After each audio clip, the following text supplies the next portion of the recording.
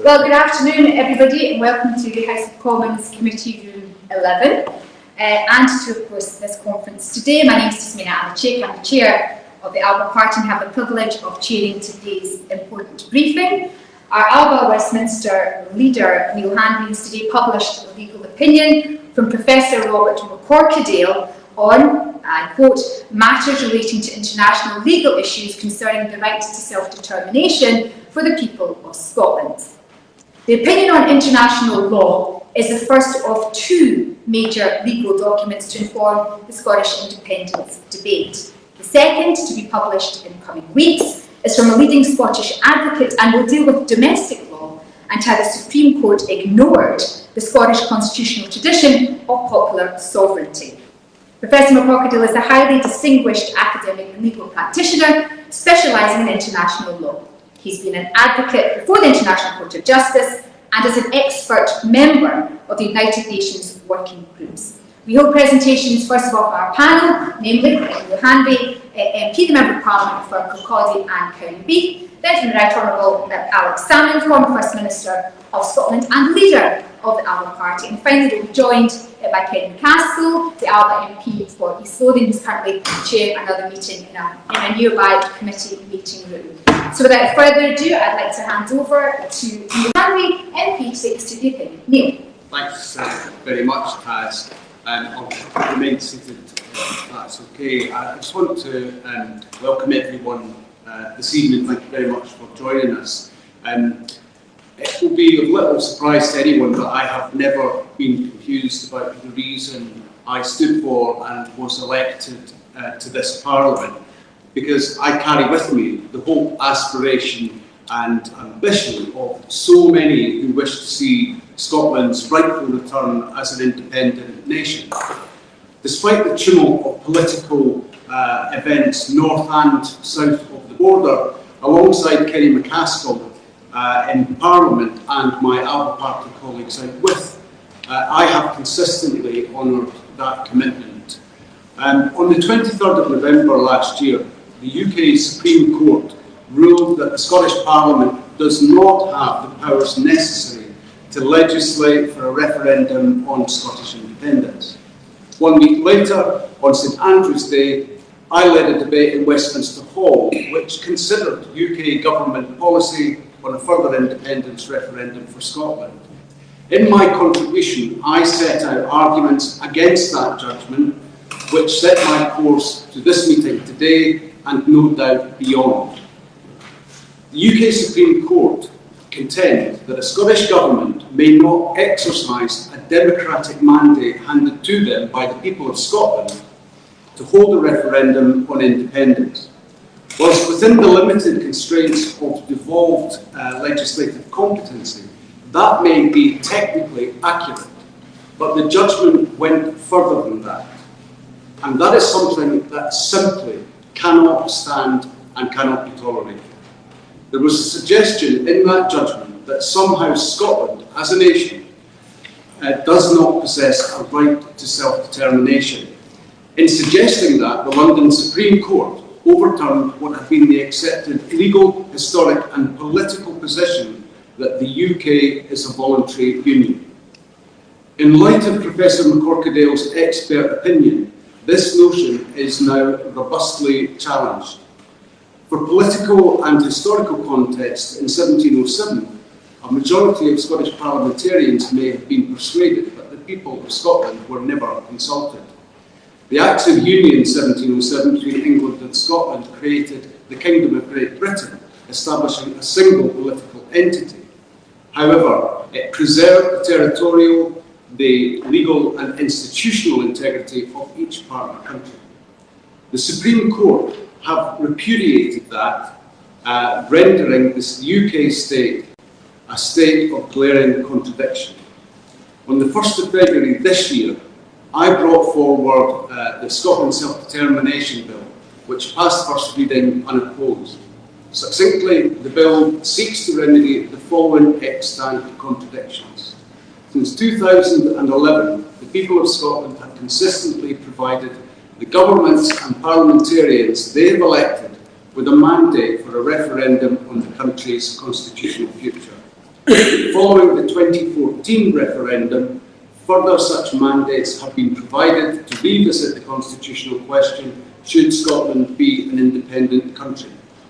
Such a mandate is wholly consistent with paragraph 18 of the Smith Commission report of November 2014, endorsed by all 5 Holyrood parties, which states, without caveat, it is agreed that nothing in this report prevents Scotland becoming an independent country in the future, should the people of Scotland so choose. Although the Smith Commission report does not specify a device with which to enact this commitment, the democratic mechanism was established by First Minister Alex Salmond through the Edinburgh Agreement in 2013, yet the UK government are now refusing to honour that process established in good faith. Following the Good Friday Agreement, a similar mechanism was established in Section 1 of the Northern Ireland Act 1998, which brought into law a device whereby the peoples of Northern Ireland could democratically demonstrate their preferred constitutional future. This device favours neither one side of the debate or the other. It is neutral in that regard. The right of a people to self-determination is a cardinal principle of modern international law as set out in the UN Charter. It states that peoples, based on respect for the principle of equal rights and fair equality of opportunity, have the right to freely choose their sovereignty and international political status with no interference. As internationally recognised peoples living within a defined territory, a representative government and the facility to informally engage with the international community, the people of Scotland can readily meet the accepted criteria of statehood as set out in the Montevideo Convention of 1933. Professor McCorquodale's opinion confirms that the people of Scotland are distinct within the UK and have a right to self-determination, and that the right to self-determination applies to the people of Scotland. He goes on to state, as the people of Scotland are a people for the purposes of the right to self-determination, they can exercise it. The choice of the means to exercise is for the people to decide, not for the state. Furthermore, Professor McCorquodale explains that the UK, as a signatory to multilateral international human rights treaties, has expressly accepted that the right to self-determination is a human right and not just an international legal principle, which is binding under international law on all states. He also asserts that secession is not unlawful under international law. My Scotland Self-Determination Bill does nothing more than ask the UK government to honour those principles of equal rights and equality of opportunity by establishing an equal provision of all distinct peoples within the UK. The opinion I'm publishing today provides an expert legal underpinning for the right to self-determination of all peoples within the current Union. The opinion provides robust challenge to the flawed judgment of the UK Supreme Court. Politically, this indicates two things I would like to highlight. Firstly, that whatever your view on the merits of asking the UK Supreme Court the question, it is now beyond doubt that it was quite wrong for the then Scottish First Minister and the current Scottish First Minister to merely accept the judgment in absence of such expert international legal opinion. And secondly, the folly of the last 8 years has been a narrow focus of requesting a further Section 30 order to the exclusion of all other viable considerations. This opinion opens up a number of internationally acceptable democratic options to the people of Scotland, to stake our claim of statehood and return to a waiting world. Let's be clear, Scotland is not powerless. We have a government, we have a parliament, and we have a nation waiting to be led. No one claims it will be easy, but our nation has never lacked courage in the past, nor have we lacked pride. And the days of Scotland dancing to the tune of Westminster should be brought to a swift close. That concludes my contribution. I'm going to hand over to Alec, who will go back to the chair and she'll decide who speaks. Thank you very much indeed, Neil. And we'll take questions at the end relative to your contribution, and that will be we're about to hear from former First Minister ALBA. Well, thank you, and I'm delighted you went back to the chair, Neil, because I'm going to start with a story which I think is apposite for today. I was recollecting, because we're in committee room 11 of the House of Commons, in the committee corridor of the House of Commons, and I was reflecting that 30 years or so ago, sitting in the chair was the late Michael Martin, subsequently become Speaker of the House of Commons, and sitting somewhere in the benches there was me as a young member of the House from Aberdeenshire. It was a Scottish Education Committee. And Michael noticed my presence and was somewhat surprised because I hadn't been actually appointed a member of the committee. I was there protesting against the fact that the committee was full of Conservative members from English constituencies who were about to change fundamentally, as they thought, Scottish education, and the SNP, with 4 members, I think it was then, were denied a seat on the committee. Michael found out that he didn't have the powers to expel me from the committee, and he ended up having to suspend the entire committee. There was later a debate on my conduct, which took 3 hours in the House of Commons. I came out rather better from that debate than Boris Johnson did yesterday. But the point was this, that at that time, around 1990, it was considered quite normal for members of English constituencies to change fundamentally against the will of Scottish MPs, against the will of the Scottish people, central tenets of the Scottish education system. And it's worth telling the story because it indicates how far we have come in that period of time. It would now be considered extraordinary, incredible, absolutely fundamentally strange if a queue of MPs from English constituencies said we will obtain the majority on a committee and we will decide what happens in Scottish education. But that was the norm back in 1990. And instead of being on natural justice, what should have happened is the rest of the committee being suspended. I was suspended for protesting against that undemocratic fact. Now, devolution and history have subsequently altered the position fundamentally. But the reason for today's press conference, 7 months after the Supreme Court pronounced its verdict, is to address another undemocratic proposition which has been sold to the people of Scotland. It is absolutely important, and I congratulate Neil Hanby on this initiative today in requiring the opinion from Robert McCorkadale, and indeed in his Scottish Self-Determination Bill, which we have before us today as well. Because the Supreme Court's judgment required to be challenged. It has to be challenged in 2 ways. Firstly, on their mistaken belief that somehow Scotland doesn't unilaterally have the right of self-determination. In the Supreme Court's judgment, for those who are familiar with it, the course of 8 paragraphs stuck on at the end of the judgment, they suggested that the reason Scotland didn't have the right to act unilaterally through a referendum or whatever other means, it was because it wasn't a colony. As Robert McCorkadale points out in his impressive opinion, if that were the case, if you needed the permission of the predecessor state to assert your right of self-determination, then the United Nations would not have grown from 50 members to 200 members in the years since the Second World War. It is an absurdity. And then it stood for the last 7 months waiting to be challenged. So I'm delighted that Neil Hanby has secured this hugely impressive and important opinion, and I'm even more delighted to understand that it will be a companion piece of a second legal opinion which will attack the court's attitude to that golden thread of Scottish sovereignty which has run through Scottish history, the sovereignty of the people, which the court treated in dismissive fashion by hardly mentioning it at all. Mind you, it would have been helpful if the Lord Advocate had spent some time making the proposition in her submissions, but nonetheless, I am pleased to find out there will be a second and companion opinion to this.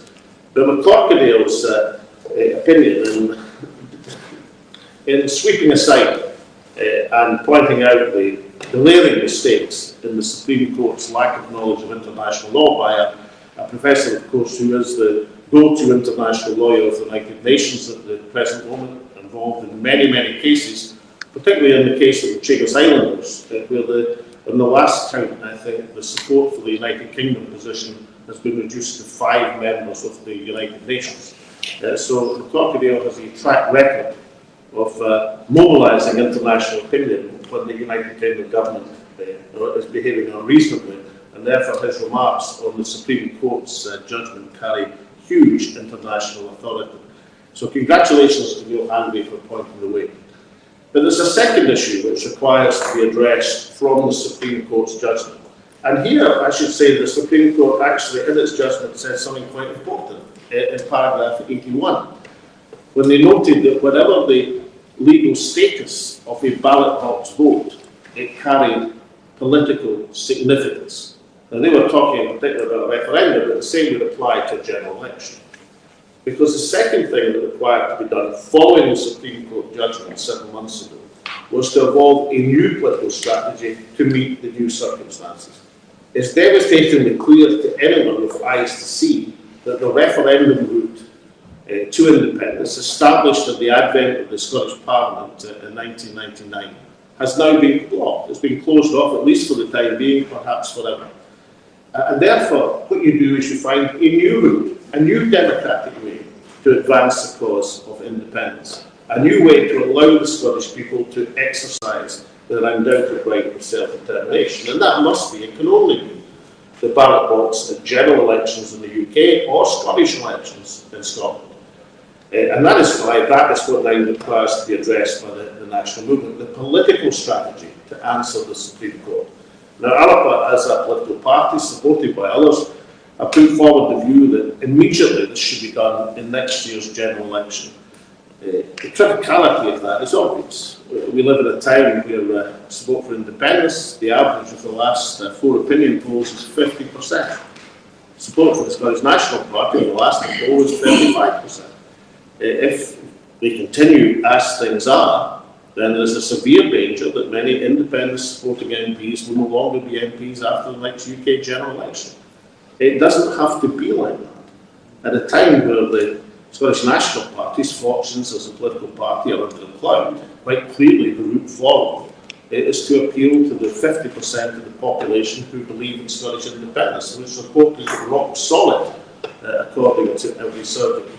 And to have the generosity of mind and spirit to reach beyond past political enmities or disagreements, and to recognise that the cause of Scotland and the position that Scotland finds itself in is so critical that at the next election we should bury these political differences and stand as a Scotland United for Independence platform.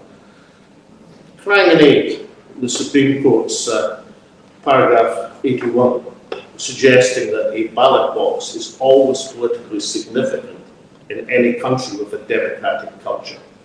It would, of course, be reverting to the position which the SNP pursued since 1970 and was accepted by every United Kingdom Prime Minister in this place. The position that prevailed when I was in this committee room being brought to order by Michael Martin, and that was a victory for independence at a general election would be a verdict to the people for independence. If the referendum route is blocked, that is a position that must be reverted to. What cannot be done is accepting the idea that the people of Scotland don't have a ballot box democratic right to express their wish for self-determination. So the best way to do it is for Scotland United for Independence. If we do that, then instead of the political debate and context being on how many seats are going to be lost to the unionist parties, the debate would centre on how many surviving unionists will be facing a Scotland United for Independence coalition. So the verdict of the Supreme Court 7 months ago requires a legal response. Congratulations to Neil Hanby for requiring this opinion, and I look forward to the second opinion from the Scottish Advocate on the Scottish domestic law. But it also requires a political response, and that is a matter for the political parties, for the national movement, for those who believe in the cause of Scotland beyond everything else. Thank you very much indeed. Alex, we'll now move to questions, and first of all to Hamish Morrison of the National, welcome you, Hamish. So, I was just wondering, there's outlined sort of next steps here to international legal routes. Have you made representations to, or will you make representations to the SNP or to the Scottish Government about the findings of this report? Neil? Well, I am more than happy to make representations to the SNP. I've been reaching out to the SNP throughout recent months. And I will continue to make those efforts. I think the opinion really speaks for itself. There are some absolutely key messages in there, and I think every single one of us who wants to see independence delivered would be best placed to take cognizance of that and to build that internal planning, because where we are now is there's a few distinct elements in the opinion that are important for consideration. The first is that the Section 30 order route is not the only route. There are a range of different options available to the people of Scotland to demonstrate their desire for self-determination and mechanisms for them to bring that forward. So that's the first point I would make. The second point is that because the UK, or the Scottish Government, is effectively an organ of the UK state, and that is why it's constrained. It is the reservation of powers is part of the UK arrangement. It's not a reflection on a Scottish Parliament. And because it's a part of that apparatus, there is a need to look at this through a slightly different prism, if you like. So that's part of the UK state. But the people of Scotland and their rights to self-determination are not bound to an organ of the UK state, and therefore the movement, and this is a point I've been making many times in the last couple of years, the movement are absolutely central players in how we take the case for independence forward, because one of the issues that Professor Corkadale alludes to in his opinion is that it should be not the devolved government that takes the case forward, but actually a representative body of the people of Scotland. And that's something that we would hope to deliver through an independence convention and the people's movement, where that would be established properly. But there are some really important lessons in this opinion that should guide every single person who's interested in independence in their considerations of how you move the whole issue forward. Two sort of interlinked second questions then. So, so you have no concrete plans to discuss this report with Scottish ministers then? At the moment, I mean, the concrete plan is I'm willing to sit down and meet with them and talk about it at any time. But you've not requested any meetings with Scottish ministers? Okay. And who then does the responsibility for the conventions, for the setting up of conventions fall to? Yep, I'm going to pass that one to applicant. It is by a point of clarification, Neil, just if I may, just ask for a copy of the bill, because the bill, just relative to Hamish's question, asking about engagement, etc., very important question.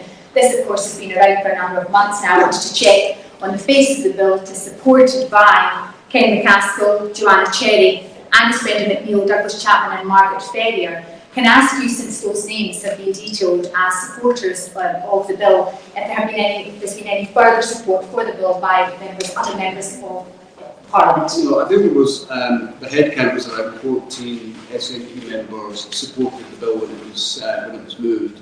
But I've had, I mean, it's not that I haven't sought out conversations with members of the SNP, but it's difficult to engage with people who look at you, for lack of a better expression. But I'm willing to engage with anyone, absolutely. And at this point, it's perfectly possible to add support for this bill in terms of procedure. Yeah, I don't see the reason why. Okay, thank you. Sorry, Alex, just part of the question.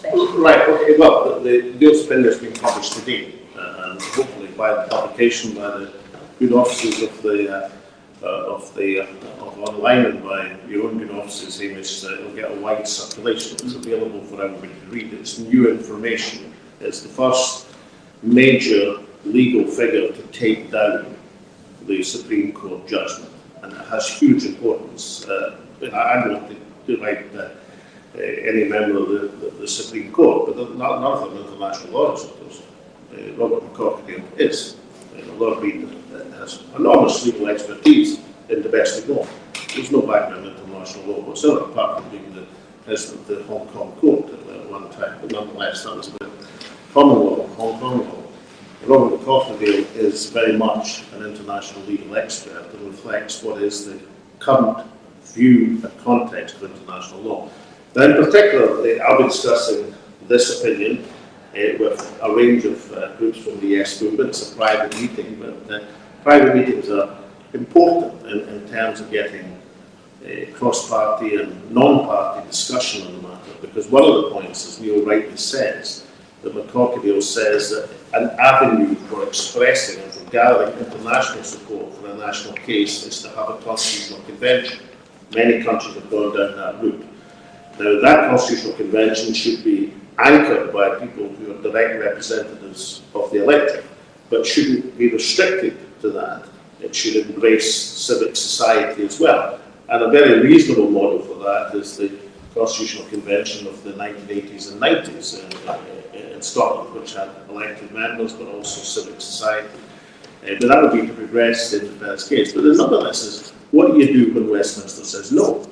What do you do when Westminster says no, we're not having it? Well, one thing is that you don't gain a referendum in Scotland by arguing for a referendum. If the referendum route is blocked, then you move to looking for a ballot box mandate for independence, because the key criteria of a Scotland United for Independence plan is to say we're looking for a mandate to negotiate independence from Westminster. You then say what happens, and that has enormous force, as the Supreme Court itself admitted. That has huge impact to do that, to say this is looking for a mandate for independence, not a discussion about something else, not more powers for the Parliament, not turning Sir Keir Starmer into a left-wing politician, but a mandate for Scottish independence. If then there's still got a blockage, then what you do is you mobilise a constitutional convention. You look for direct mobilisation in Scotland for people in favour of independence, and you look for international support for independence. Now, as McCorkadale himself says, these are not easy things to do, but as he also points out, they've been successful in many, many countries. That is why there's now almost 200 members of the United Nations, and people find a political route through. And it would be very unlikely if the United Kingdom government was able to withstand such a democratic move for Scottish independence, backed at the ballot box with an unimpeachable mandate, no more than it was able to withstand demands for independence from a range of other countries over that period of time. Do you have a further question, Hamish? I was just going to press a little bit. Should the natural chair or convener of a Scottish Independence Convention would be the Scottish Government? I mean, it just strikes me as odd that there aren't any concrete plans to make representations to the Scottish Government. McCorkadale actually makes the opposite. He says, when you're in a situation where the devolved government has been ruled by the Supreme Court as a creature of state, then it has advantages in the case for independence being taken forward by a constitutional convention. Now, by definition, let's say we move into a political world where Scotland United for Independence, the vast majority of candidates of which would be SNP MPs. But let's say that Scotland United for Independence, on a mandate to negotiate independence of Westminster, sweeps the ballot box, right? Then they would be looking for the negotiation on independence between the Scottish Government and the UK Government. So let's say the UK Government says no, despite the fact that we've been humiliated at the ballot box, there's a clear mandate for independence, despite the fact that we're under enormous political pressure, we're not going to do it. Then you have to have an appeal both to the mobilisation of society and to international opinion. And at that point, as McCorkadale points out, the normal route that's been followed is to have a convention comprising of elected members, but also embracing civic society as well. One final one from mind. Are you hopeful that any of this will be taken up at the SNP Independence Convention? Well, I'm not sure that. Well, the SNP is entitled to have internal meetings. They are entitled to do that. At some point, the meetings have to go cross-party, non-party, because the movement is bigger than any one political party. Even the dominant political party is not the whole of the national movement. And that's obviously very clear from the opinion polls at the present moment. But I mean, I can understand people want to sort out their own policy first, but at some point it has to embrace the whole national movement as well as being cross-party. Because if it doesn't, then next year does not look like it's going to be a good year for Scottish independence. Is that a call for the SNP to listen to the contents of this report? I hope everyone does. It is. Look, the opinion has been sought and got, and therefore it should now be mobilised and brought into account. Looking at what hasn't been done over the last 7 months, perhaps it's as productive as looking at what should be done now. So well done, Neil Handy, for being the person who commissioned the opinion from the right person, and let's hope that the contents of the Corkadale paper give heart, encouragement, intellectual and legal ballast to all those who want to see Scotland move forward to independence. Thank you. Thank you, Alex, and welcome to Kenny McCaskill, East Lothian MP. Thank you for joining us, Kenny. I've got an online question before I move to the next question from the floor. I'm afraid I don't have a name, but just to be clear, because there's a lot of words here, just a clear answer. Is the view of the opinion of Professor Robert Corkadale that a general election victory would be a legitimate and lawful means to exert an independence mandate without holding an independence referendum?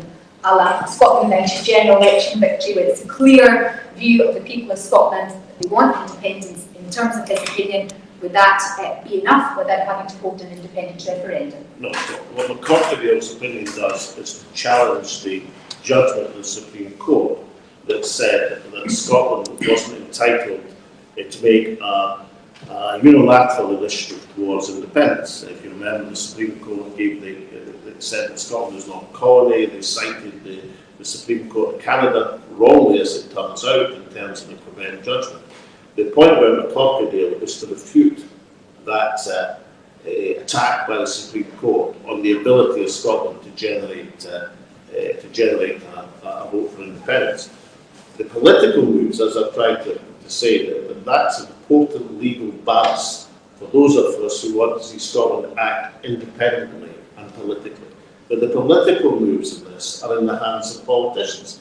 It's for politicians to say that we recognise that referendum isn't going to be on offer from the UK government, and therefore we find another ballot box opportunity. But as I pointed out, you can actually cite the Supreme Court against itself. I have to say I thank Angus McNeill, the Member of Parliament from the Iliania, for pointing this out to me some weeks ago. So credit where credit's due. Thank you, Alex. Can you bring in Neil? Yeah, I will make 2 points to pick up briefly on the last point. That the days effectively of one party being able to say we are a vehicle, I think is made clear that could be problematic according to the Corkadale opinion, that it's there's much greater power in a united movement, and therefore that supports the Scotland United ticket. As far as democratic mandates go, I mean, a referendum is a referendum and a general election is a general election. But if you are asking a specific question, as we have indicated we want to do, or making a specific commitment to begin negotiations for independence on the back of the Scotland United victory, then in terms of democratic expression, they are similar in that they record the wishes and the will of the people. And I think that's a fundamental principle that Professor Corkadale sets out with regards to self-determination. So is it a referendum? Well, no, because they're both different things. Is it a valid democratic expression of the will of the people? Well, yes, it is.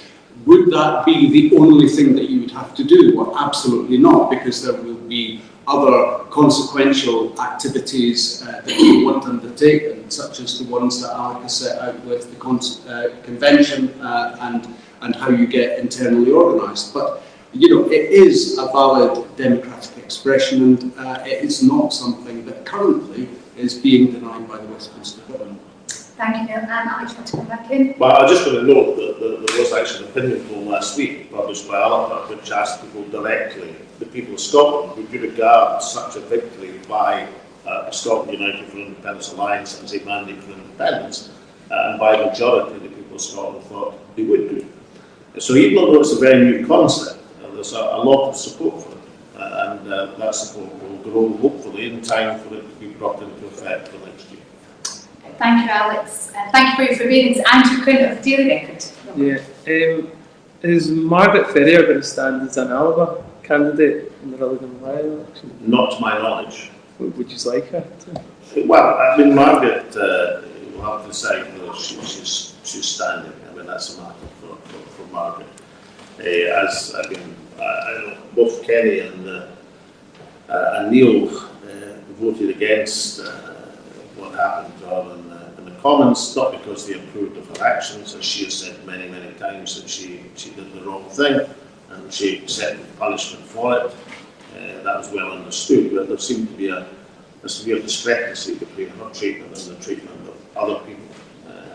But there's been no discussions with Margaret about her standing for ALBA, and I do not know if she intends to stand at all. And I think probably, I know that the ballot was open today. I also know that lots of people are telling the people of Rutherglen and Hamilton West how they should vote in the recall ballot. But maybe we should just let the people of Rutherglen and Hamilton West decide if there's going to be a by-election before we stand in it. So that's what ALBA intend to do. We'll see what the people decide, and if there is an election, then ALBA will decide what to do. And do you think this legal judgment is going to make any difference? Or what difference do you think it's going to make? Well, if you remember, the reason, if we go back, I mean, obviously, I and Neil and Kenny thought it was very unwise to go to the Supreme Court last year for a judgment. And I note in McCorkadale's opinion, he rightly observes that he can't think of a case in history where the Supreme Court of a predecessor state has said, here's your advice on how to dissolve the Supreme Court, which is effectively what. So none of us could understand what the motivation or what the rationale behind it.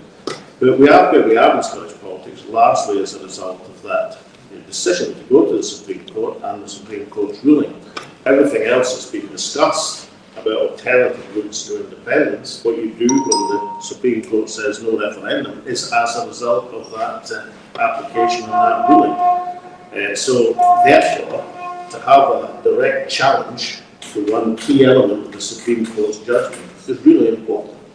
It's not a substitute for the political action to bring political pressure to bear, but nonetheless having the legal ballast for what you're doing is very, very important. It provides a framework and a justification and an argument for Scotland. So I think it's important that the Supreme Court is not allowed to have the last word on Scotland's right to self-determination. And incidentally, I mean, folk, very, very few people in Scotland are going to read the Supreme Court judgment, the McCorkadale opinion, even Neil Handy's fantastic Scottish self-determination bill. But if you ask folk in Scotland, is Scotland a real nation? Should Scotland have the right to decide its own future? Should Scotland be an independent country if a majority of Scotland want to be an independent country? Then people understand that question, and the result across the country, certainly in the day with elected leaders, would be a massive, overwhelming yes. And you spoke about as well a general election victory for independent support parties. What does that mean? Does it mean over 50% of seats, or is it over 50% of votes? I would say it's over 50% of votes for the and the reason for that being, if you unite all the parties together under the Scotland United for Independence banner, then that's what we'd be looking for. And you see, the interesting thing is, with this, I mean, people cite opinion polls, but now we've got a dozen opinion polls showing effectively the same thing. A dozen polls showing rock solid support for Scottish independence at roughly half the population. But obviously, and I'm making no political point of this other than it's just a fact, that the SNP supports some difficulty, as a result of the crowd over the SNP finances or whatever. So in that environment, to appeal to the 50% of people who believe in independence on the principle of Scotland's right of self-determination seems good politics as well as principled politics and the politics of success. And in that environment, you should be looking to get a majority of votes, because it would be one single candidate for independence in each constituency, mobilising that support and putting forward that argument, and you would change the entire nature of what's being discussed in Scottish politics at the present moment. Yeah, thanks very much, Taz. I think you kind of hit the nail on the head with the question, will it make a difference? Because if I could take you back, it was probably my favourite campaign poster of the independence referendum in 2014 was a poster that had the word "can't" with the T crossed out. It said "can." And what this opinion does is precisely that.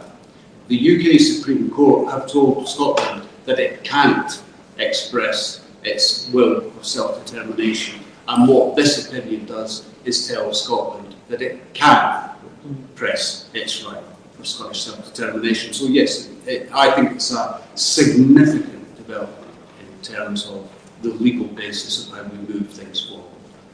Thank you. Do you want to come back and then you have that, Andrew? Yeah, that's Yeah, right. yeah. Kenny, I wonder if I can ask you to just bring some clarification, because the words independence, constitutional convention have been moved around different formulations and seem to be meaning different things to different people. I think it's important that there's some clarity. I wonder if you could just distinguish for people here today and watching online what the constitutional convention is, to which Professor Robert McCorquodale refers to in his opinion, and how that is distinct from motions you yourself brought to ALBA Party conference relative to an independence convention, and not an independence convention relative to a particular party, but the broader sense of an independence convention. So the difference, please, if I may, between an independence convention that ALBA have been calling for and the constitutional convention as referred to in the opinion.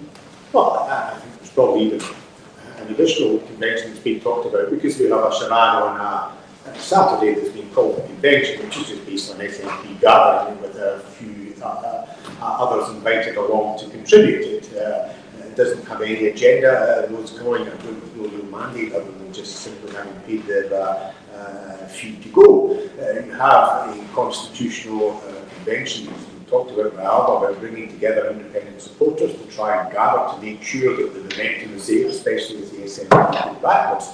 I think what Professor McCorquodale has said is put in the respect of the significant importance of a convention, because it cannot come from a government or parliament. As such, a convention is what gives the legitimacy. Those who go to that convention have a mandate, a democratic mandate, and our argument has always been that it should be those who are elected to Holyrood and those elected to the Westminster Parliament. They have stood on a manifesto, they have been given that, and they should come together to lay the framework that the Supreme Court may say no, the British government may say no, but the people of Scotland are deciding. What Professor McCorquodale has said is that is the basis upon which you can then go forward with the arguments in international arena, whether with governments, whether with international courts. The Constitutional Convention formally said with the democratic mandate, those who go, others can be present, and we've always said that others from the trade union movement, local government should be present, that those who have the deciding vote and actually cast their authority are those with that mandate. But I think what McCorquodale shows is the importance of a convention, not the charade we see on Saturday. You could have that convention now, because those who are elected both to Holyrood and to Westminster have a democratic mandate, have sought it and have been given it, and the people of Scotland should not be facing a cold winter, and the Constitutional Convention could step into play where a no ifs, no buts referendum was to be coming on the 18th of October. But if that doesn't happen, it's certainly the formula that should be used in future years after further elections. Thank you very much indeed. Ken, you have another question from David, reference point number 98 of Professor McCorquodale's opinion, which states that that the starting point is that a state must be prepared to take action on behalf of Scotland. This is relative to one of the avenues for asking the question. I think of the ICJ, if I'm remembering correctly. The starting point is that a state must be prepared to take action on behalf of Scotland. Has any independent state been approached to make a representation to the UN on behalf of Scotland? I doubt in the face of the opinion being received and that time having passed. I know ALBA wants independence soonest, but I think even that is wishful thinking. And indeed, the entity which asks the question, I'm going to pass to Alex to clarify who that entity will require to be in law. The further question is, has a representation approach been made? And if not, are there any plans, or could we suggest that plans should perhaps be made to approach Ireland, Iceland, or any indeed members of EFTA? Alex? Well, obviously, as you rightly say, the opinion has just been published.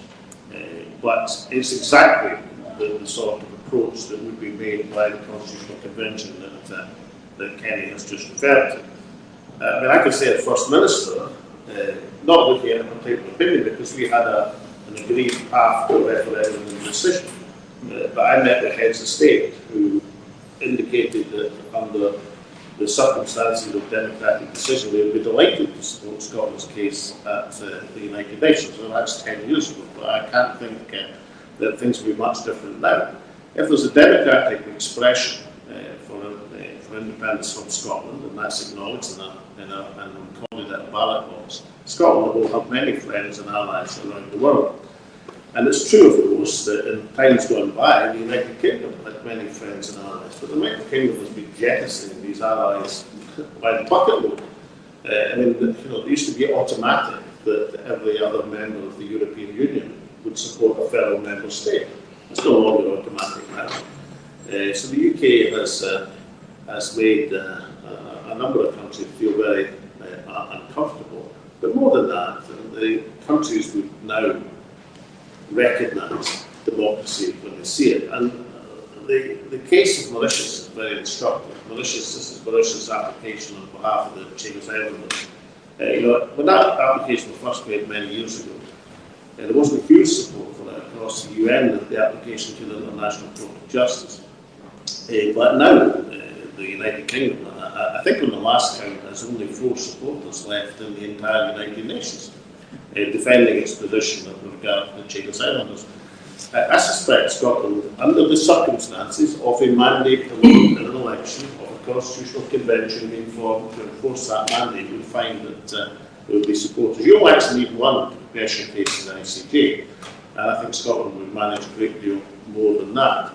And I think the United Kingdom government would be increasingly isolated in international terms if it was demonstrating its wish to deny the sovereignty and democratic rule of the Scottish people. Obviously, the international arena is only one arena. The political arena in Scotland, both in terms of the ballot box and in terms of popular mobilisation, is more important. It's the thing that really counts. But nonetheless, I don't think Scotland will lack support of friends internationally when the time comes. Thank you. Just a couple more questions. Neil, the point of clarification with yourself was, I wanted to make sure that the opinion was going to be made available also via the House of Commons Library, so everyone can make sure they have access to it. And this is purely for readers of the National. I indeed was the MP ensured that the National was made available in the House of Commons Library for the first time when I became a member of Parliament. I'm going to ask you all three, if I may, to consider closing remarks, but just one final question, Alex, to yourself again online. If in 2012 the UK government didn't transfer the powers to hold a referendum to the Scottish Parliament, do you think you would have been able to use an election victory as a legitimate means to deliver independence? Well, I have 2 basic levers in my armour in 2012 in negotiations with the UK government. One was their knowledge that if they turned down the agreed consented referendum under Section 30, then I intended to have our own referendum in Scotland, and I was well aware of the necessity for making that referendum compatible and likely to survive challenge in the courts, including the Supreme Court, although I would expect it first in the Scottish courts. So we already had that as a device if there was a... I mean, I didn't think the UK government were in any danger of saying point blank no to a referendum. I thought far more likely that what I was much more on the lookout for was attempts to frustrate the referendum through a 40% rule, through the UK wanting to control the electorate, through not allowing the Scottish Parliament to enable votes for 16 and 17-year-olds and European citizens and so on and so forth. I thought blocking and tackling those and trying to frustrate the process was a more likely avenue than a point-blank no. But in order to get people to say yes to things, you have to say you're going to do things. So we certainly had in reserve our own homegrown referendum, which would have been compatible, in my belief, with the Supreme Court of that time, which was incidentally a much more liberal and inclined Supreme Court than the one under Lord Reid at the present moment. But secondly, obviously, an electoral test in Scotland would have been our recourse as well. And at that time, we were in an environment, remember, where support for the SNP was at 50% plus. Support for independence was at 30%. We're now in an environment where the reverse is true. Support for independence is 50%, support for the SNP is 35%. Now, you might speculate on what is the most likely environment that will lead to an independent country. I suspect it's when support for independence is at the levels it's at now. Because the political furniture, the political parties, the yes movement will arrange the political furniture at some point to allow expression of that 50% rule. I hope we can do that in the course of the next year, because that would be the best thing for the Scottish people. But I think in many ways that's a stronger position. But in terms of the question, what I would have done, if you want the UK government to bend to the will of the people of Scotland, then you have to have as an alternative something they find something even more unacceptable than what than hope that allowing people of Scotland to decide. You have to have something in the tank. But we're in a position now where we need not just the excellence of the legal opinion commissioned by Neil Hanby, we also need a political strategy which is designed to further Scotland's interest and which mobilises Scotland behind it, which inspires Scotland to say we can't just sit back and allow a chance of self-determination to slip away. We must mobilise to make sure it doesn't. Thank you, Alex. And as we move to closing remarks, I wonder if you can just, again, just for clarity, because there's a lot of information here. This Scotland Self-Determination Bill is very short, and we profess not to have the time to read it, and very clear in its aim, which is the Scottish Parliament may make provision for a referendum on the independence of Scotland for the rest of the United Kingdom to take place. I think I'm correct in saying that this is the only game show in town, in London town, or indeed any town, relative to independence, and whilst we continue to look at other methods and means of securing Scotland's independence, this is a very clear piece of potential legislation in that respect. So I'm going to give you the opportunity to make a plea to those who are in support of independence to give support to this bill, and also with that speak further about your companion piece, which is of course the opinion of Robert Crocodile, to bring your remarks to a close. Thank you. Sure, thanks very much, Taz, for that opportunity. Yeah, I mean, if you look at the Scotland Self-Determination Bill, it's a very short but very precise amendment to the Scotland Act. It's crisp, it's clean, and all it really seeks to do is to provide that equality of opportunity that I spoke about in relation to the UN Charter, to bring that into effect within the UK. It provides parity with the peoples of Northern Ireland. And I'm very clear that I will work with absolutely anyone whose intention is on furthering the cause of independence and its eventual delivery, as swiftly as possible. So there's no barrier on my door, I'm big enough and ugly enough to know that not everyone necessarily likes me, but they should certainly want to work with me on important matters such as this, because this is not about whether we like each other. It's about how we take Scotland forward into the future and how we do that as an independent country.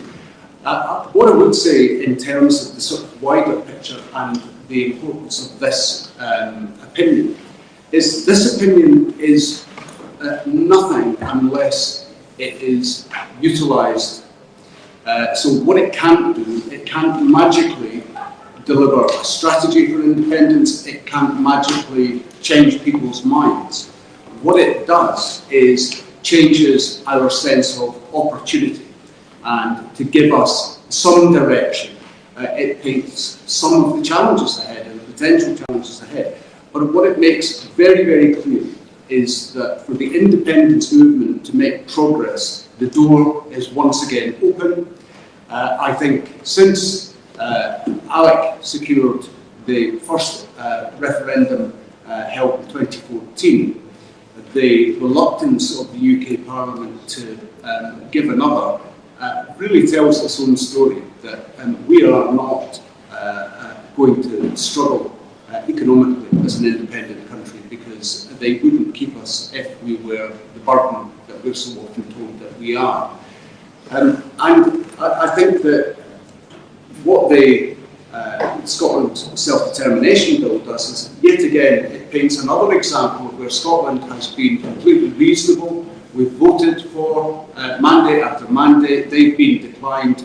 We've submitted legislation which merely asks for parity with other parts of the United Kingdom. If that's not accepted or entertained, then again, that's something else that we've tried. And the longer the UK is willing to deny democracy in Scotland, the greater support for independence will grow. But at the moment, we're in many polls now over 50% support for independence. And with a galvanised movement, we can drive that up with a real campaign. We haven't even had a campaign to get to 52, 53%.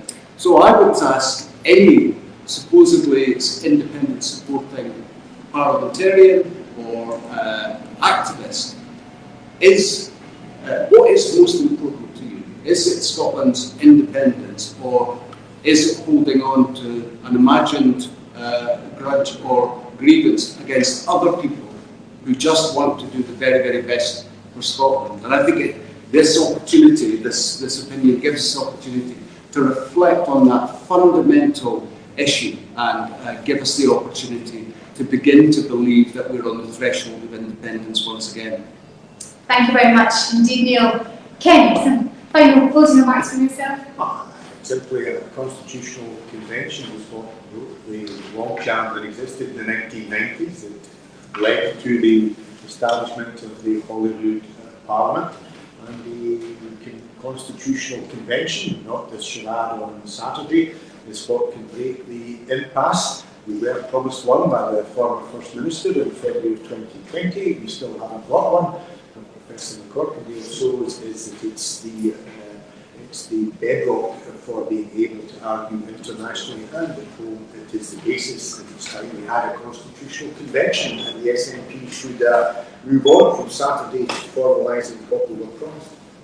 Thank you very much indeed, Ken. And finally to Alice. Well, I was just reflecting that politics is about more than numbers. 30 years ago, when I was sitting there in this committee, the last time I think I was in this committee room, my sole contribution was to repeat a number of times it was disgraceful that English Conservative MPs were deciding on Scottish education. I just repeat the point, repeat the point. At that time, the SNP had 4 members of Parliament. And many people thought the idea of a Scottish Parliament was a distant hope, somewhere a speck in the political horizon. Within a decade, the Scottish Parliament was sitting in Edinburgh, and the SNP were the opposition in that Parliament. And I go back to that story just to point out that politics is not just about numbers, it's about political will.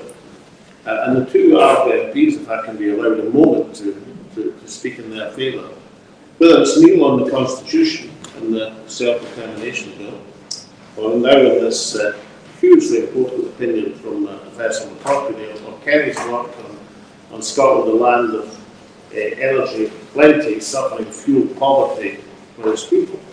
Whether it's on the social and economic issues or the constitutional issue, the fact that they are 2 in number doesn't prevent them having the political will to signpost the way forward for our country.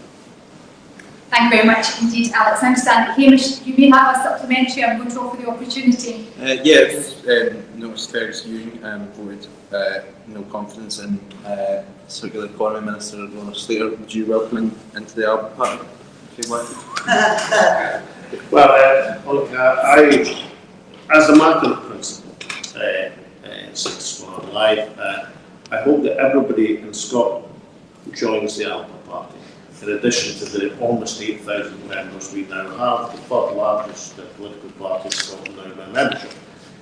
But Fergus will have to make his own decisions on these matters. He's an outstanding member of Parliament, in my opinion. He's somebody who fights fiercely without fear of favour for the benefit of his constituents. And of course, he is a member of what has undoubtedly been the most important political family of politicians in the history of Scottish nationalism.